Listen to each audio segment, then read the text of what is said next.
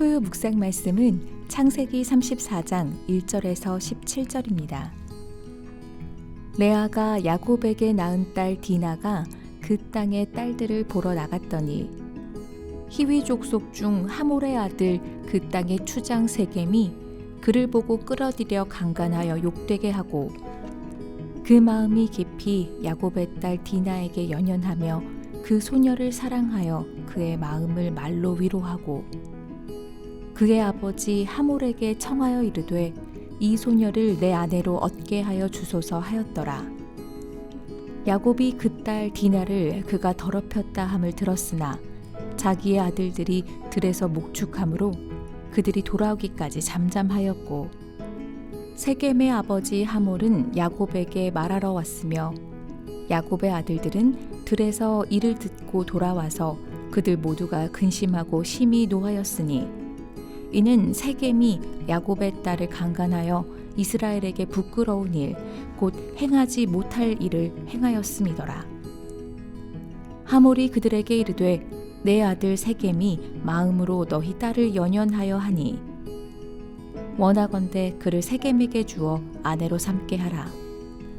너희가 우리와 통혼하여 너희 딸을 우리에게 주며 우리 딸을 너희가 데려가고 너희가 우리와 함께 거주하되 땅이 너희 앞에 있으니 여기 머물러 매매하며 여기서 기업을 얻으라 하고 세겜도 디나의 아버지와 그의 남자 형제들에게 이르되 나로 너희에게 은혜를 입게 하라.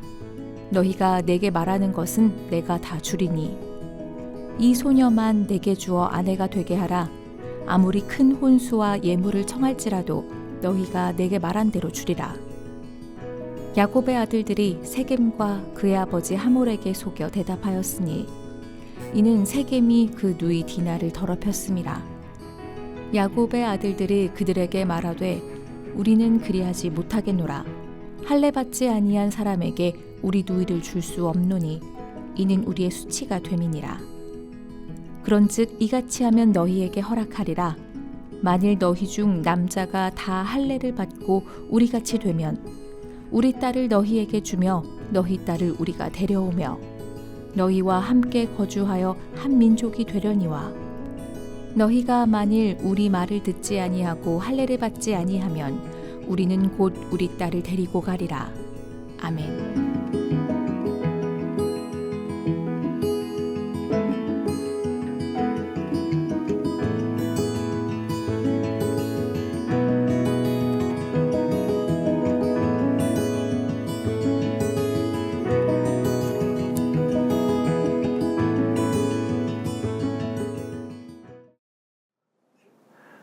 여러분 요즘 삶이 평안하십니까? 아니면 답답한 상황 앞에 서 계십니까? 크리스천의 삶 속에서 참 다양한 상황을 마주하지만 어쩌면 가장 막막하고 해결하기 쉽지 않은 상황은 바로 불의로 인한 억울한 상황입니다. 왜냐하면 어떤 불이한 상황이 벌어질 때는 나 입장에서 주장해야 할 나의 정당성과 옳음이 있지만 동시에 그리스도인이라면 이웃이 유익하도록 사랑을 행해야 한다는 걸 알고 있기 때문에 어쩌면 우리 일상 속 여러 종류의 억울한 갈등 속에서 내가 예수의 제자로서 어떤 선택과 행동을 해야 할지가 참 어렵습니다. 정의를 외치며 눈에는 눈, 이에는 이 그대로 선과 악대로 갚을 걸 갚아주고 받을 걸 받는다면 사랑이 없는 것 같고 또 반대로 그저 모두 눈 감아주고 모든 걸 다 넘어가 주면서 받아주고 타협하자니 정의가 사라지는 것은 아닐까. 오늘 본문도 그야말로 이런 상황입니다.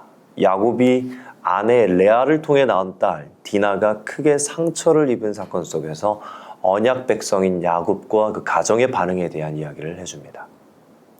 그리고 우리는 이들의 악으로 인해 생긴 억울한 갈등에 대한 세 가지 대응 방식을 보면서 우리가 찾아야 할 길이 어디에 있는지를 함께 알아보도록 하겠습니다.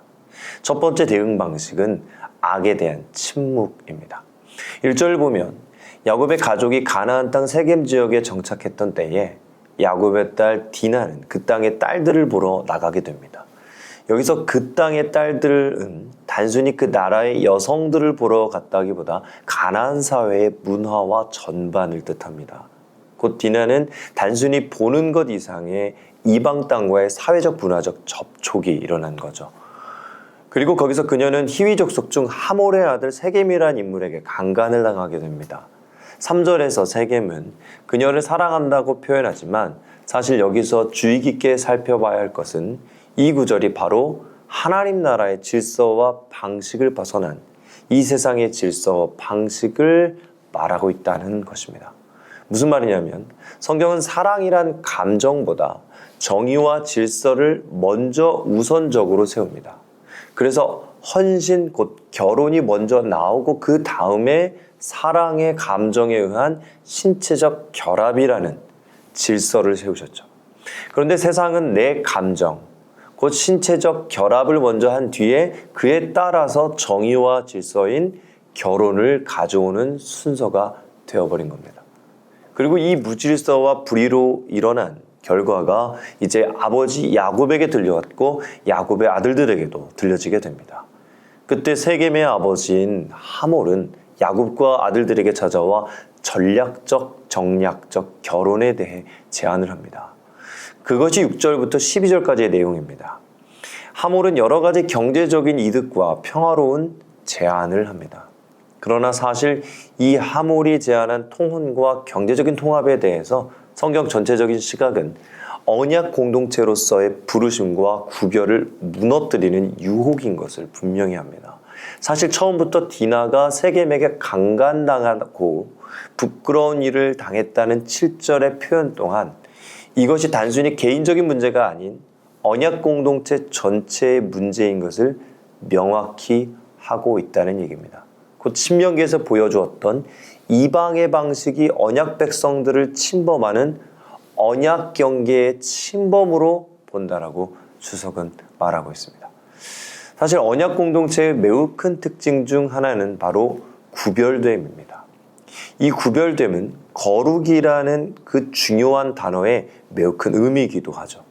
곧 하나님께서 아브라함을 부르실 때부터 그의 소명 중 하나는 바로 구별이었습니다. 아브라함의 아들 이삭의 결혼 대상을 가나안과의 구별된 친족 가운데서 구했던 것 또한 단순히 민족주의가 아니라 거룩한 백성의 정체성과 관련된 문제로 본다는 얘기죠. 곧 이 이야기에서 매우 중요한 첫째 포인트는 우리 그리스도인들에게 성경은 곧 하나님은 세상 한가운데서 살고 있는 너희지만 내가 너희를 부른 거룩한 부르심과 구별됨을 지켜나가지 않는다면 그것은 마치 디나가 강간을 당할 때 그 부끄러움을 당하는 것 같은 곧 절대적으로 지켜나가야만 하는 너희의 첫째 부르심이라고 말씀하시는 겁니다. 그런데 5절을 보시면 이러한 일에 대한 놀라운 반응이 나타납니다. 바로 야곱의 침묵에 대한 언급입니다. 곧 이렇게 그리스도인이 정체성을 잃어버려서 세상과 연합하게 된 이 거룩을 잃어버린 상황, 악과 불의한 상황 앞에서 첫 번째 우리의 대응 방식은 바로 침묵이라는 것입니다. 그리고 야곱의 이 침묵 대응은 단순히 거룩한 구별에 대한 침묵뿐만이 아니었습니다. 한 가지 더 주목해야 할 사실이 있습니다. 여러분, 이 이야기의 핵심 인물은 누구입니까? 세겜일까요? 야곱일까요? 아니요. 피해자 디나입니다. 그런데 하몰이 정치적인 제안을 하러 온 때에도 그저 그들은 정치적인 해결과 경제적인 협상에 대한 제안으로서만 다가왔지 디나 그녀에 대한 사과는 한마디도 없었습니다. 그리고 야곱의 아들들 또한 디나의 아픔과 그녀의 입장에 대한 경청 또한 어디에도 보이질 않습니다. 그런데 성경을 보면 야곱은 이런 상황 전반에서 그저 끝까지 침묵을 유지하고 있음을 보여줍니다. 이 세상 속에 우리 그리스도인들의 첫 번째 잘못된 생활 방식은요, 바로 이 세속주의와 세상의 악과 불의한 방식에 대해 그저 침묵하고 방관하기 쉽다는 사실입니다. 예, 여러분, 우리가 그리스도인들로서 첫 번째 잊지 말아야 할 것은 우리 크리스찬들을 이 가나안 땅으로 보내신 분은 바로 우리 주님이십니다. 그리고 여기서 그들처럼 입고 그들의 문화 속에 살고 그들처럼 먹고 마시라고 하셨음에도 불구하고 우리는 저들이 살아가는 세겜의 방식, 세겜의 질서대로 사는 것에 결코 침묵하거나 묵인한 채 받아들이며 따라가라 말씀하지 않으십니다.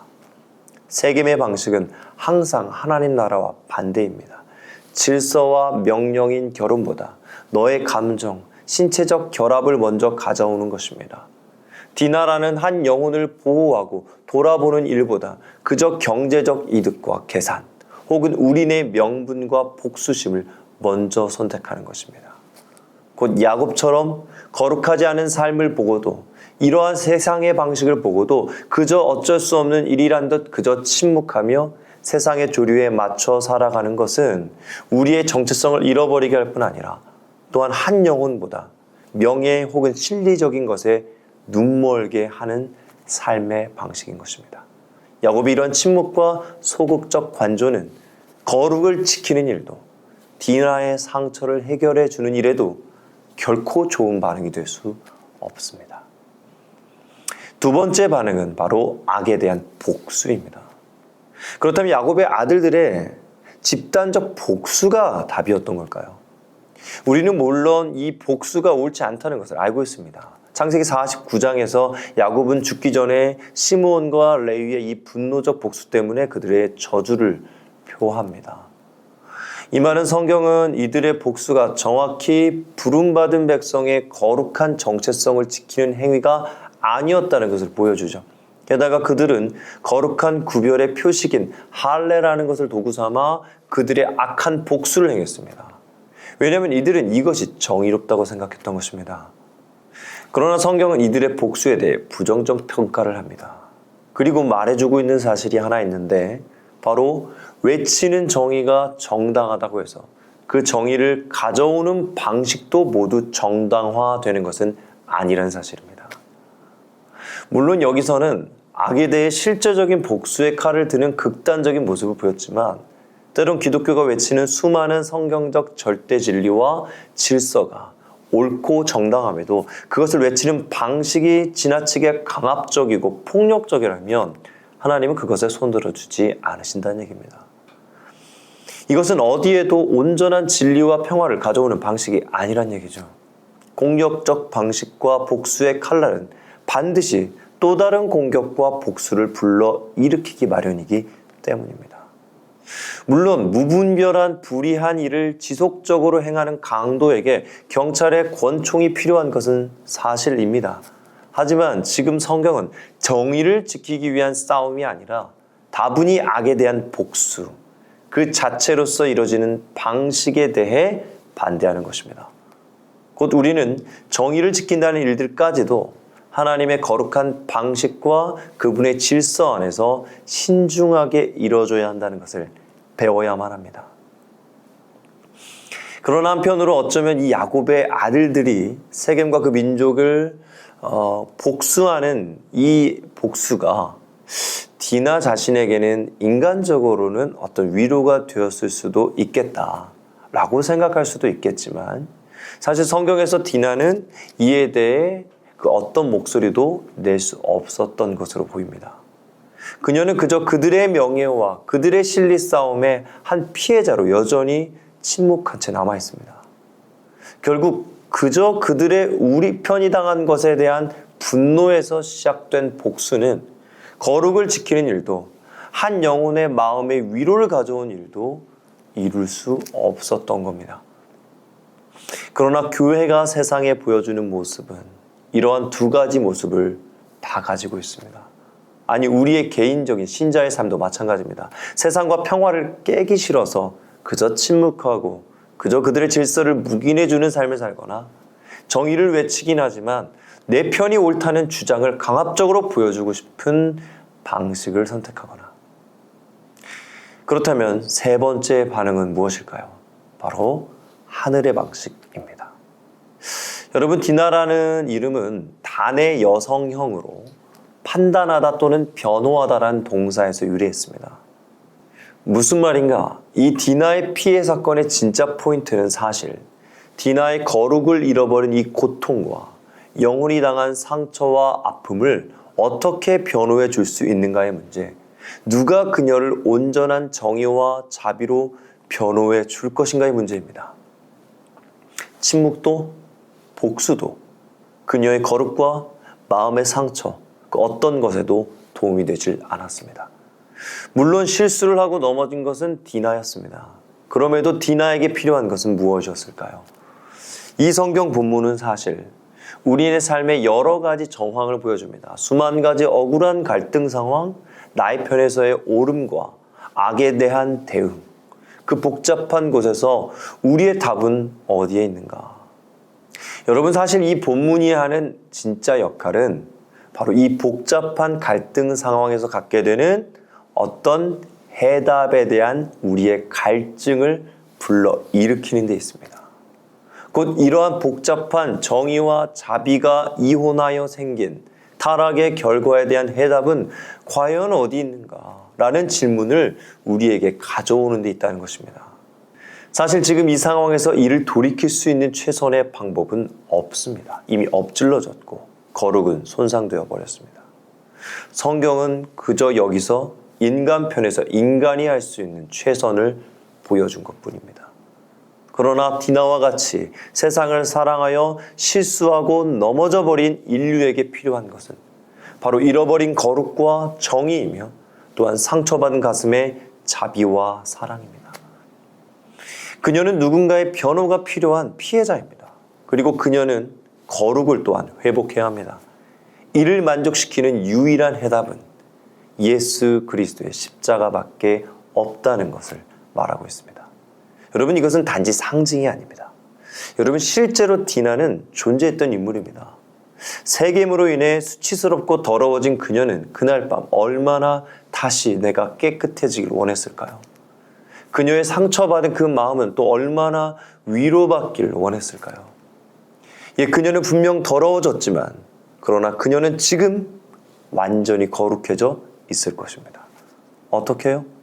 예수께서 십자가 위에서 정의를 행하셨고 그녀를 변호하여 그녀를 영원히 거룩하고 깨끗하게 해내셨습니다.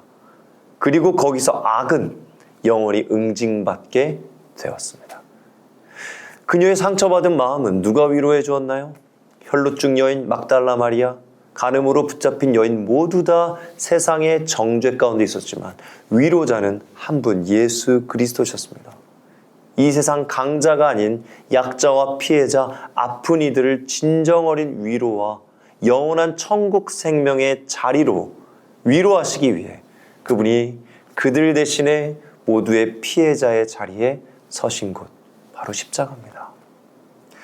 침묵도, 복수도, 우리의 거룩을 지키는 일도, 약자를 살려내는 일도 해낼 수 없었습니다. 우리의 모든 문제의 해답은 예수 그리스도시라는 겁니다. 아니, 그렇다면 예수님이 답이 되신 건 알겠는데 대체 우리는 실제적으로 어떤 행동을 해야 할까요?